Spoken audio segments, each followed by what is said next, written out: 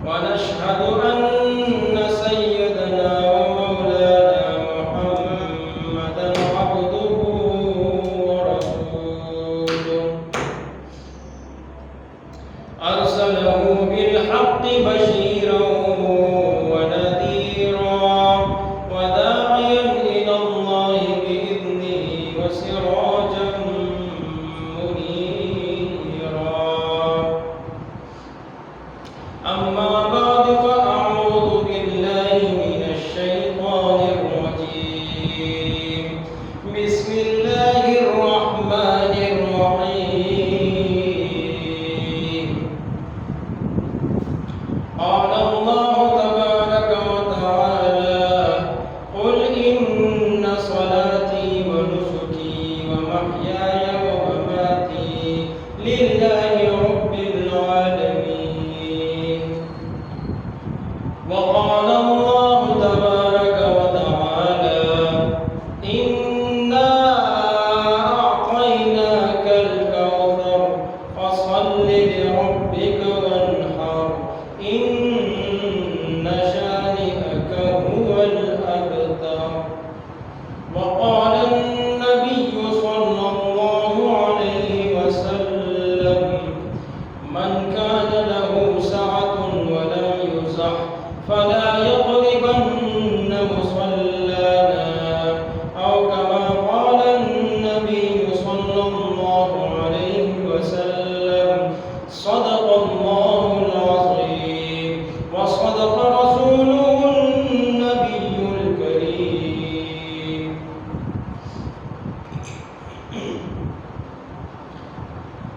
میرے محترم بھائیوں، دوستوں، بزرگوں، آپ کو پتہ ہے کہ ذوالحج کا مہینہ ہے، ماہ ذوالحج ہے، اور ذوالحج کا پہلا بابرکت عشرہ ختم ہونے کو ہے۔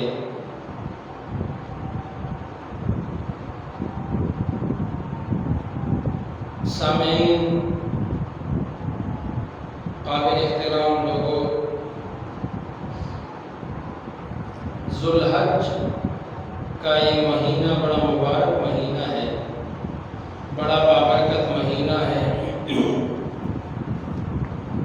اور اس کا پہلا عشرہ تو بہت ہی مبارک ہے، کیونکہ یہ 10 دن بڑے عظمت والے دن ہیں۔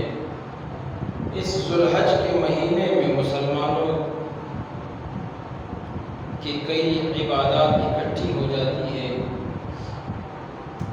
جیسے مسلمان اس مہینے میں حج پہ چلتے ہیں، حج پہ جاتے ہیں، بیت اللہ شریف کی زیارت کرتے ہیں، عبادات کرتے ہیں، 5 دن میں 5 مقدس مقامات پر 7 عبادتیں کرتے ہیں، اور وہاں حاجی حج کر رہے ہوتے ہیں، یہاں ہم اعمال کرتے ہیں۔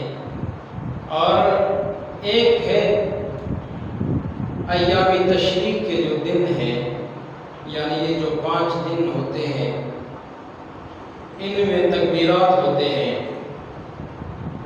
وہاں پر حاجی لبیک اللہم لبیک کی تکبیر بلند کرتے ہیں، یہاں ہم اپنی تکبیر، وہاں تلبیہ ہوتی ہے، یہاں تکبیرات ہوتی ہے۔ جیسے آج 9 ذوالحجہ ہے، فجر سے لے کے یہ تکبیرات شروع ہوئے ہیں، اور عید کے چوتھے دن یعنی 13 ذوالحجہ کے عصر تک یہ تکبیریں ہیں۔ وہ بعد میں بات ہوگی کہ تکبیریں کون سی ہے اور کب پڑھنی ہے، کس پر واجب ہے، کتنی واجب ہے، نہ پڑھے تو کیا ہوتا ہے، وہ آخر میں۔ لیکن اس مہینے ذوالحج میں ایک اچھی اور ایک بہترین جو عمل ہے، اچھا عمل، وہ قربانی کا ہے۔ قربانی، یہ قربانی کا فلسفہ کیا ہے، اس قربانی کو سمجھنا ہے۔ یاد رکھنا، قربانی دیکھیں مسلمان پر تو بہت سارے عبادات فرض ہیں، نماز ہے، جہاد ہے، روزہ ہے، حج ہے، زکوٰۃ ہے، مختلف اعمال ہے، مختلف اوقات ہے، مختلف مہینے ہیں، لیکن کسی کسی زمانے میں یہ فرض ہوئے ہیں، لیکن قربانی یہ آدم علیہ السلام کے دور سے آ رہی ہے، چلی آ رہی ہے۔ آدم علیہ السلام جو اس کائنات کے باپ ہے، جن سے یہ کائنات اللہ نے چلائی ہے، اس وقت سے یہ قربانی آ رہی ہے۔ اللہ رب العزت پیغمبر کو خطاب فرماتے ہیں قرآن میں، قرآن مجید میں فرماتے ہیں کہ اے پیغمبر ان کو سنا دے، وہ بھی سنا دے قصہ آدم علیہ السلام کے بیٹوں کا، جب انہوں نے اللہ کے لیے قربانی کی، اللہ نے ان میں سے ایک کی قربانی قبول کر دی اور دوسرے کی قبول نہیں کی۔ قربانی لفظ یہ عربی زبان کا لفظ ہے، قربان لفظ ہے اصل میں، قربان کا معنی قرب، یہ قرب سے ہے، اور قرب کی ضد اور عکس جو ہوتا ہے وہ بعد ہوتا ہے، باقی ضمے یعنی پیش کے ساتھ، بعد دوری کو کہتے ہیں، دوری، بعد کا مطلب دور ہونا، قرب کا معنی قریب نزدیک ہونا۔ اس کو قربانی کا نام اس لیے دیا ہے، اللہ کے قریب کرتا ہے انسان، مسلمان کو اللہ کے قریب کرتا ہے۔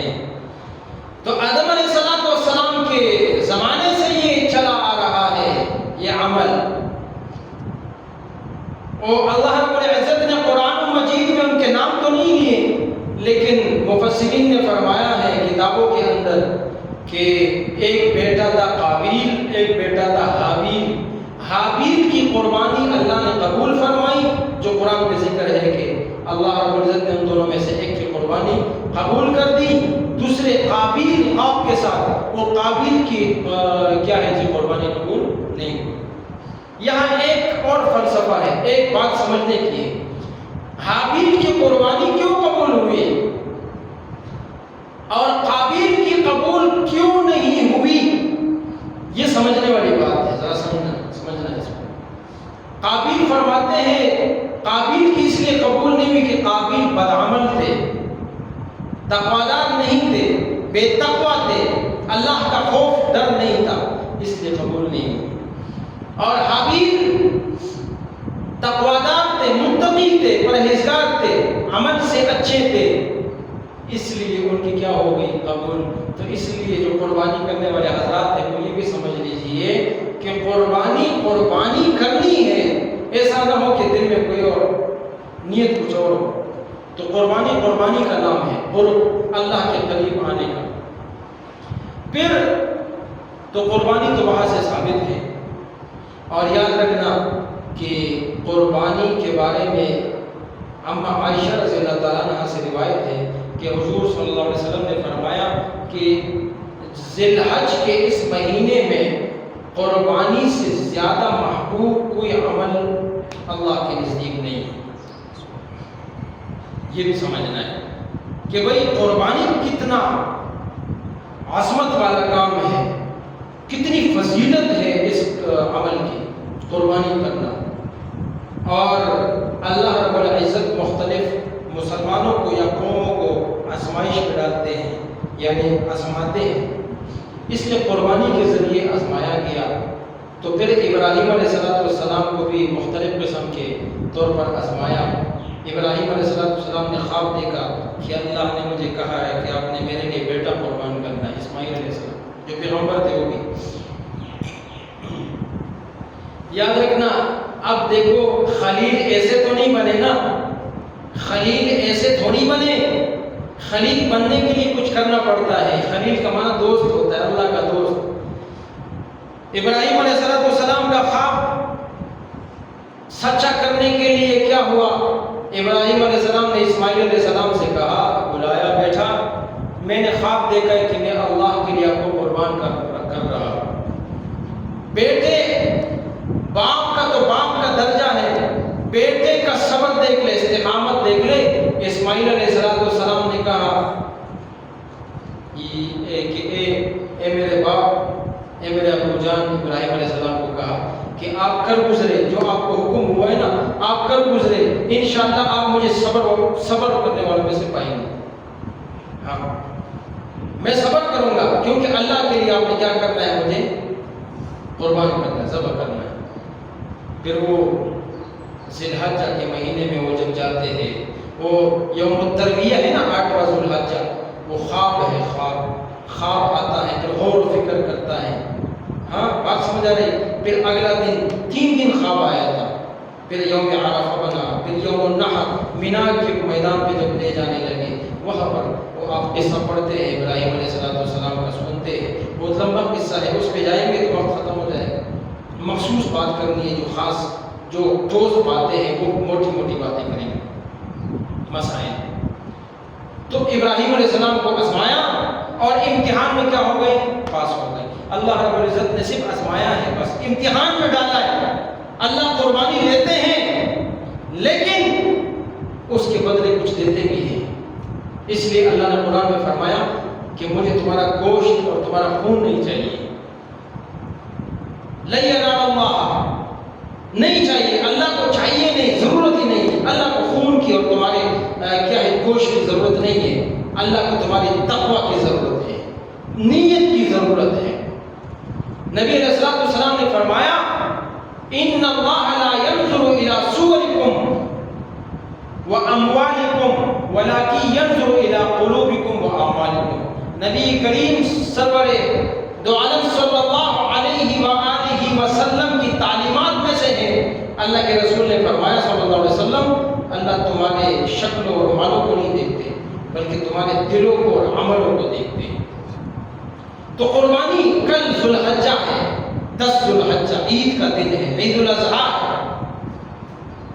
قربانی ہوگی کل، سب قربانی کریں گے، جو بھی کرے گا اللہ اس کی قربانی قبول فرمائے۔ لیکن فرمایا کہ جب قربانی کے لیے جانور لے رہے ہو تو لیتے ہی نیت درست کر لو۔ کیوں؟ اللہ نے خود فرمایا تمہارے گوشت کی ضرورت نہیں، اگر گوشت کے لیے لیا ہے یا کھال سے کوئی اور چیز کھال سے بنانے کے لیے لیا ہے تو قربانی برباد ہو جائے گی، نہیں قبول۔ نیت درست کر لے کہ بھئی یہ جو جانور ہے اللہ کے راستے میں یہ قربان ہوگا، ذبح ہوگا، بس اللہ اس کو قبول کرے، گوشت ملے تو ملے، نہ ملے بس یہ اللہ کے ہاں قبول ہو جائے، یہی قربانی ہے، اسی کا نام قربانی ہے۔ دل نیت صاف ہو، دل صاف ہو، ایسا نہ ہو کہ پیسے بھی ضائع کر دیں اور قربانی کا عمل بھی کیا ہو جائے؟ ضائع ہو جائے۔ یہ بات سمجھنے کی ہے۔ تو یہ بہت پہلے تاریخ ہے قربانی کی، آدم علیہ السلام کے دونوں بیٹوں نے قربانی۔ اور ایک اور بات، اس وقت جو پرانے دور تھے، امتیں تھی، اس میں قربانی کا طریقہ کچھ اور تھا۔ وہ جانور یا کوئی اور جو بھی مال ہوتا تھا اللہ کے حضور کسی پہاڑ پہ پیش کرتے تھے، آسمان سے ایک آگ آ جاتی تھی اور اس کو جلا کر راکھ کر دیتی تھی، جس کو جلا کر راکھ کر دی وہ قبول ہو گئی اور جو پڑی رہی وہ قبول نہیں ہوئی۔ اور حضور نبی کریم صلی اللہ علیہ وسلم کا کیا کہیں، ہمارے آقا صلی اللہ علیہ وسلم کی کیا شان ہے، کیا مقام ہے، اللہ نے قربانی دی، ذبح کرو۔ صحابہ کرام رضوان اللہ تعالی اجمعین، زید بن ارقم رضی اللہ تعالیٰ عنہ سے روایت ہے کہ صحابہ کرام نے نبی کریم صلی اللہ علیہ وسلم سے پوچھا، یا رسول اللہ یہ قربانی کیا ہے؟ نبی کریم صلی اللہ علیہ وسلم نے فرمایا تمہارے باپ ابراہیم علیہ السلام کی سنت یعنی طریقہ ہے۔ تو صحابہ نے کیا عرض کی؟ صحابہ نے عرض کیا، اے اللہ کے رسول صلی اللہ علیہ وسلم، ہمیں اس قربانی سے کیا ملے گا؟ ہم قربان کرے جانور، اس سے ہمیں کیا ملے گا؟ تو رسول اللہ صلی اللہ علیہ وسلم نے فرمایا ہر بال کے بدلے ایک نیکی۔ فرمایا آگے سے عرض کیا، یا رسول اللہ وہ جو پیڑ ہے، پیڑ دمبا ہے، پیڑ ہے، اس پر جو اون ہے، وہ جو بال ہے اون، اس کا کیا ہوگا؟ فرمایا پیڑ اور دمبے میں بھی، اون میں بھی ہر بال کے بدلے ایک نیکی۔ کیا بات ہے، کیا فضیلت ہے جی، کیا قربانی ہے، لیکن نیت خالص ہو، نیت۔ یاد رکھنا ایک جانور میں 7 لوگ شریک ہوتے ہیں، 7 حصے ڈلتے ہیں، اگر 7 حصوں میں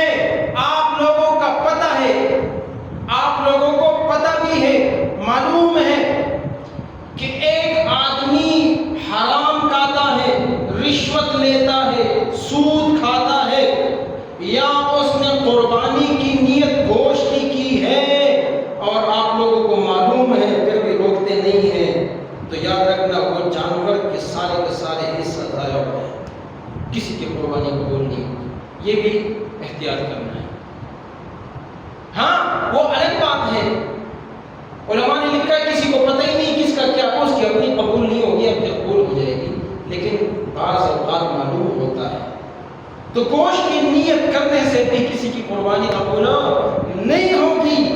اب آپ کہیں گے فلسفہ کیا ہے؟ قرآن، اللہ نے خود فرمایا لا ينال اللہ حکم، نہیں ضرورت، اللہ کو ضرورت تمہارے نہ گوشت کی ہے نہ خون کی ضرورت ہے، بس صرف تقویٰ چاہیے، دل صاف ہونا چاہیے بس۔ اور ایک بات اور کروں، اجازت ہے، دیکھیں اللہ کو تو تقویٰ چاہیے نا، اور قربانی میں ہم نے نیت کر لی، گوشت تو پھر بھی ہمارے فریج میں آئے گا نا، گوشت تو پھر بھی ہمارے فریزر میں آئے گا۔ گوشت کہاں جانا ہے؟ آسمان سے آگ تھوڑی آتی ہے جو اس کو جلا دے، اور تو پہلی امتوں میں ہی آزمائش تھی، قربانی تو اللہ کے لیے کرنی ہے نا، لیکن آسمان سے آگ آ جاتی تھی، اس کو ریت اور راکھ بنا کے چلی جاتی تھی، تو ان کو تو کچھ نہیں ملا، قربانی قبول ہو گئی۔ نبی کریم صلی اللہ علیہ وسلم کی امت کے لیے رحم کرم فضل دیکھو کہ بھائی نیت اللہ کے لیے کرو، اور جانور پھر بھی آپ کو ملے گا، بس صرف نیت کی بات ہے۔ کیوں؟ انما الاعمال بالنیات، بخاری شریف کی پہلی روایت ہے، نبی کریم صلی اللہ علیہ وسلم، عمر فاروق رضی اللہ عنہ راوی ہے، نبی علیہ السلام نے فرمایا تمام اعمال کا دار و مدار نیتوں پر ہے، نیتوں پر، نیت جیسے ہوگی اس طرح کا عمل قبول ہو جائے گا۔ تو قربانی میں یہ بھی کام کرنا ہے، کریں گے نا انشاءاللہ، نیت خالص خالص خالص۔ باقی گوشت کا کیا ہوگا؟ حضور علیہ السلام نے فرمایا بہترین اور افضل طریقہ یہ، اچھا احسن طریقہ یہ ہے کہ گوشت کے 3 حصے بنا دیے جائیں، گوشت کے 3 حصے بنا دیے جائیں، ایک حصہ خود اپنے پاس رکھ لے گھر میں، دوسرا حصہ عزیز اقارب جو رشتہ دار ہیں ان کو دے دیجئے، تیسرا حصہ وہ مساکین غربا غریب لوگ یتیموں کو دے دیں۔ اور اگر سارا کا سارا اپنے پاس رکھنا چاہتے ہیں اجازت ہے، کوئی بات، قربانی قبول ہوگی۔ اب یہ کوئی فتویٰ اس طرح نہیں ہے کہ سارا کا سارا گوشت اللہ کے لیے نیت کرنی ہے پھر گوشت سارا اپنے پاس رکھ لے، ضرورت ہے کوئی بات نہیں تو ٹھیک ہے۔ قربانی کا گوشت، ایک صحابی نے عرض کیا رسول اللہ ہم قربانی کا گوشت کب تک کھا سکتے ہیں؟ فرمایا 1 ذوالحجہ سے دوسرے ذوالحجہ تک 1 سال بھی سٹور کر سکتے ہیں، لیکن دیکھیں سٹور کرنے سے کیا ہوگا؟ دیکھیں اگر کسی کو دے دیا، بھوکے کو دے دیا، فقیر کو دے دیا، مسکین کو دے دیا، یتیم کو دے دیا، اللہ اجر دیں گے۔ دیکھیں اللہ نے ایسے بھی بال کے بال بدلے میں اجر تو دینا ہے۔ اور یاد رکھنا قربانی یہ اتنا بڑا عمل ہے کہ اس کا خون زمین پہ گرتے ہی اللہ کے ہاں قبول ہو جاتا ہے، اتنا بڑا عمل، اتنا بڑا عمل ہے۔ ہاں تو یہ اتنا بڑا عمل ہے بھائی، اور یاد رکھنا جس پر قربانی واجب ہے اس کو خیال کرنا چاہیے، قربانی ضرور کریں۔ بس میں کچھ باتیں عرض کروں اللہ کی رضا کے لیے، آپ کو بھی اندازہ ہو جائے گا کچھ مسائل ہیں۔ دیکھو بعض لوگ آج کل ایک مسئلہ بنا ہوا ہے کہ کٹے اور بینس کی قربانی جائز نہیں ہے۔ میں صرف 2-4 باتیں جو علماء نے ہمیں سکھائی ہے اور علماء سے سنا ہے وہ بتا دیتا ہوں۔ یار دیکھو یہ بینس جو ہے نا یہ جانور ہے، حلال جانور ہے، اگر بینس کی قربانی جائز نہیں ہے تو بینس کا گوشت کہاں سے جائز ہے؟ جو باقی ایام میں باقی مہینوں میں قربانی کے علاوہ کٹا سانڈا ذبح کر دیتے ہیں نا، تو ذبح کرتے کھاتے ہیں اور کیا کرتے ہیں؟ کیا جلاتے ہیں؟ تو وہ کیا کہاں سے جائز ہو گئی؟ دوسری بات اس کا دودھ کہاں سے ہے؟ دودھ کیوں جائز ہے بھائی؟ قربانی پہ اگر آفت پڑتی ہے، مرچیں لگ جاتی ہے کچھ لوگوں کو، قربانی میں جائز نہیں ہے، ویسے جائز ہے کیا؟ آپ خود بتائیں گائے اور بھینس کے دودھ میں فرق ہے کہ نہیں ہے؟ بھینس کا دودھ گاڑا ہے، اس میں ملائی بھی زیادہ ہے، مکھن بھی زیادہ ہے، تو وہ ملائی مکھن اس پہ جب آ جائے تو جائز ہے، اور جب قربانی میں بات آ جائے وہ اٹھ جانا جائز ہے۔ ابھی کہاں سے آئی؟ حضور صلی اللہ علیہ وسلم نے تو کھٹے کی نہیں کی، بھینس کی نہیں کی۔ علماء نے لکھا ہے یہ بھینس، یہ کھٹا، یہ بچڑے اور گائے کی اس میں سے نسل میں سے، یہ جزیرۃ العرب میں اس وقت بھینس نہیں ہوتی تھی، اگر ہوتی تو کرتے۔ یہاں پر عجم میں بھینس کا تو اس لیے بینس کی بھی کرتے ہیں۔ ایک جواب اور زبردست قسم کا جواب ہے، نبی کریم صلی اللہ علیہ وسلم کے زمانے میں تو بندوق بھی نہیں تھی، کلاشنکوف بھی نہیں تھا، راکٹ لانچر بھی نہیں تھا، جیب 17 تھنڈر، F-16 اور F-18 مگ یہ طیارے تو نہیں تھے، تلواریں تھی، نیزہ تھا، نیزہ بازی، گھوڑ سواری، وہاں تو ایسے لڑتے تھے۔ تو اب ہم کیا کہیں گے کہ بھائی امریکہ کو آنکھ نکالنے کے لیے، انڈیا کو آنکھ نکالنے کے لیے کہیں گے ہم تو تلواروں سے لڑنے والے لوگ ہیں، ہم تو مصنوع طریقے سے لڑنے والے لوگ ہیں، اوپر سے بم گرا کے ہمارا بیڑا گرک کر دیں گے۔ بھائی ہر وقت کے تقاضے ہوتے ہیں، ہر وقت کے ساتھ تقاضے تبدیل ہو جاتے ہیں۔ اس طرح بندوق اس وقت میں نہیں تھی تو اب بندوق سے کیوں لڑ رہے؟ ہمارے ان کی جو طیارے گرائے تھے، اس کو جمعے میں بیان بھی کیا تھا، وہ جو طیارے ان کی گرائے تھے اللہ نے گرائے تھے نا، لیکن کس سے گرائے تھے؟ تلواروں سے گرائے تھے کیا؟ نیزے سے گرائے تھے یا تیر مار کے کمان سے نکال کے گرائے تھے؟ نہیں، طیاروں کے میزائلوں کے ذریعے گرائے تھے۔ اس وقت وہ چیزیں تھی، اس وقت یہ چیزیں ہیں۔ ہاں جب نہیں ہوتی، ایک چیز ہوتی ہی نہیں ہے تو پھر کوئی بات بنتی ہے۔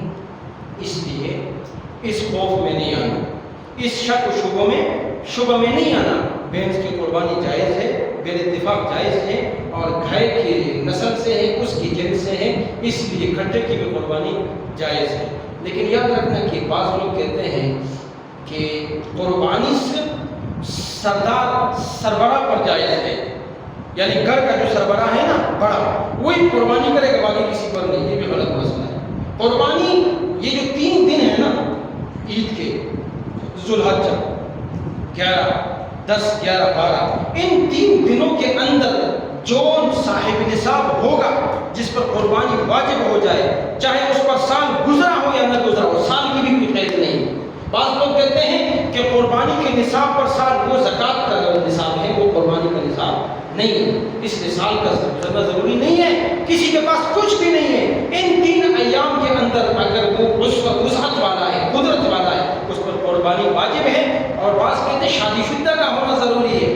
نہیں بھائی، غیر شادی شدہ، ہاں عاقل ہونا، بالغ ہونا ضروری ہے، عاقل ہونا، بالغ ہونا ضروری ہے، مقیم ہونا بھی ضروری ہے۔ مسافر پہ کوئی قربانی نہیں ہے، نابالغ پر کوئی قربانی نہیں ہے، مجنون پر کوئی قربانی نہیں ہے۔ عاقل بالغ ہونا ضروری ہے، اور اس طرح کیا ہے جی، مسلمان ہونا بھی ضروری ہے، مسلمان ہونا بھی ضروری ہے۔ سب سے پہلے تو مسلمان ہونا ہے، اللہ پر ایمان لانا ہے، اس کے بعد قربانی ہوگی۔ تو یہ قربانی کے کچھ مسائل ہیں۔ اور بعض لوگ کہتے ہیں کہ عورت پر قربانی واجب نہیں ہے۔ بھائی کس نے کہا؟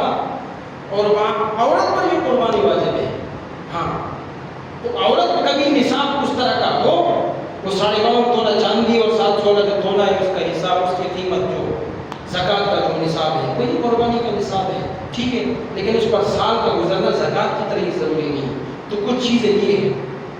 اور اس طرح جس جانور کے اندر عیب وغیرہ ہو، عیب، لنگڑا ہو، لنگڑا لولا ہو، ایک آنکھ نہ ہو، بات سمجھ آ رہی، اسی طرح یا 3 پاؤں تو اس کے ایک پاؤں پہ سہارا نہ لگاتا ہو، بغیر سہارے کے چلتا ہو، تو یہ قربانی اس کی جائز نہیں ہوتی۔ اس طرح کا ایک کان سے کٹا ہو، ایک دم پیدائشی طور پر اگر ایسی ہو کہ چھوٹی ہو، پیدائشی چھوٹی ہو، لمبی تو نہ ہو، چھوٹی ہو، اس کی جائز ہے۔ لیکن اگر کٹی ہوئی ہو پھر جائز نہیں ہے، یا پیدائشی طور پر دم ہو ہی نہ، یہ بھی عیبدار ہے، اس سے بھی قربانی جائز نہیں ہوتی۔ اب قربانی کے اندر جانور کون سا ہونا چاہیے؟ جانور حدیثوں سے جو ثابت ہے نا، اونٹ ہے، اونٹ نر مادہ دونوں، ٹھیک ہے، اور اسی طرح گائے بھینس نر مادہ دونوں، ٹھیک ہے، اور اسی طرح بھیڑ ہے، بکری ہے، دمبا نر مادہ دونوں، ٹھیک ہے۔ لیکن اب یہ ہے کہ قربانی کرے تو کس وقت کرے؟ یاد رکھنا، جہاد عید کے دن کرنی ہے، اور 3 دن ہے قربانی کے۔ جو عید کا تیسرا دن ہے نا، وہ سورج غروب ہونے سے پہلے تک قربانی کرے، یہ 3 دن۔ افضل جو دن ہے وہ پہلا دن ہے۔ اور جہاں پر عید کی نماز ہے، میں نے یہ جمال بیٹا سے پوچھا کہ یہاں عید کی نماز ہے، اس لیے آپ لوگوں نے عید کی نماز پڑھ کے قربانی کرنی ہے۔ اگر عید کی نماز پڑھنے سے پہلے قربانی کر دی، جہاں عید کی نماز ہوتی ہے، یہ ضرور یاد رکھیے گا، قربانی نہیں ہوتی۔ وہ قربانی نہیں ہوگی، ویسے ذبح ہو جائے گی۔ یاد رکھنا یہ مسائل بڑے سنگین قسم کے ٹھوس مسائل ہوتے ہیں، اس لیے ساری مل کے ایک ایک کر کے بتا رہا ہوں، ذہن میں بٹھاتے جائے۔ مولانا صاحب محترم جو ہے نا کل مزید باتیں کریں گے، تو یہ کچھ مسائل ویسے ہیں۔ اور اسی طرح قربانی کے 3 دن تو سورج غروب ہونے سے پہلے تیسرے دن تک آپ نے قربانی کرنی، اس کے بعد میں قربانی قبول نہیں ہوتی۔ اور قربانی میں جانور یہ ہوتے ہیں۔ اور اسی طرح قربانی بتایا کہ جہاں عید کی نماز ہوتی ہے وہاں عید پڑھ لیں، عید کی نماز، اس کے بعد فوراً قربانی کر لیں۔ اور جہاں عید نہیں ہوتی، دیہات ہے، کوئی گاؤں ہے، وہاں فجر کے بعد بھی کر سکتے ہیں جہاں عید کی نماز نہیں ہوتی۔ اور فوت شدہ جو حضرات ہیں نا مرحومین، جو ہمارے آبا و اجداد ہوتے ہیں، ان کی طرف سے قربانی کر سکتے ہیں، لیکن یاد رکھنا اپنے حصے سے زیادہ دو، اپنے حصے کی نہیں۔ اگر آپ پر واجب ہے اور آپ کہتے ہیں میں ان کے لیے کرتا ہوں، نہیں ہوگی، آپ پر اپنی واجب ہوگی۔ پہلے زندہ کریں، بعد میں کیا ہے مردوں کی قربانی واجب جائز ہے، اور وہ نفلی شمار ہوگی، واجب شمار نہیں ہوتی۔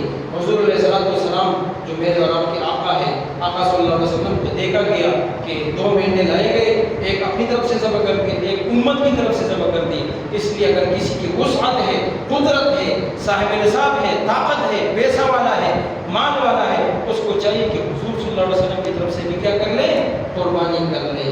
اور یہ کچھ مسائل تھے، اور 2-4 باتیں یہ ہیں کہ جیسے آج فجر سے تکبیرات شروع ہوئے ہیں، تو تکبیرات ہر فرض نماز کے بعد پڑھنا واجب ہے، ہر مرد و عورت پر بھی ہے۔ مرد پر 1 دفعہ سنت طریقہ، 3 دفعہ بھی جائز ہے، 3 دفعہ پڑھنا جائز تو ہے، سنت طریقہ 1 دفعہ پڑھنے کا ہے، بس کام ہو جائے گا۔ تو بس جیسے بھی فرض نماز ہو جائے سلام پھیرے تو امام کے ساتھ سب اکیلے بھی، اور یاد رکھنا مسافر پر بھی ہے، مسافر مقیم سب پر ہے، مرد عورت ہر جگہ وہ پڑھے فرض کے بعد کیا، اللہ اکبر، لا الہ الا اللہ واللہ اکبر، اللہ اکبر وللہ الحمد۔ مردوں کے لیے اونچی آواز سے اور عورتوں کے لیے آہستہ آواز سے یہ پڑھنا واجب ہے۔